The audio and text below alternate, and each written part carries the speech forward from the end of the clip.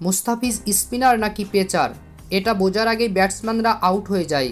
বিশ্বের বাঘা বাঘা ব্যাটসম্যানরা গতকাল বুঝতেই পারেনি মুস্তাফিজের বল। এবার মুস্তাফিজকে প্রশংসায় ভাসালেন বাংলাদেশের সাবেক অধিনায়ক মাশরাফি বিন মুর্তজা। আইপিএলের প্রথম ম্যাচ থেকেই দুর্দান্ত এক মুস্তাফিজকে দেখছে ক্রিকেট বিশ্ব। 4টি ম্যাচ খেলে ইতিমধ্যে আইপিএলের সেরা বোলার মুস্তাফিজুর রহমান। বিশ্বের সবচেয়ে বড় বড় বোলাররা যখন ব্যাটসম্যানদের হাতে মার খায় তখন মুস্তাফিজের বল বোঝাটাই যেন কঠিন কোনো বিষয়।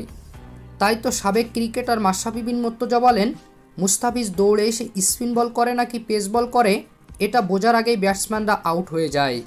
মুস্তাফিজ যতটা বল সুইং করতে পারে আমার মনে হয় না কোনো স্পিনার তা করতে পারে।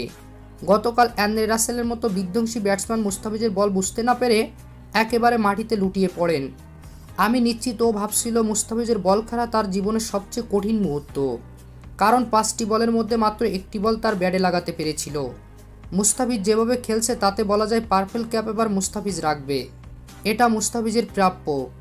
ভারতীয়রা নিশ্চয়ই আফসোস করবে এমন একটা বলার ভারতীয় জাতীয় দলে নেই।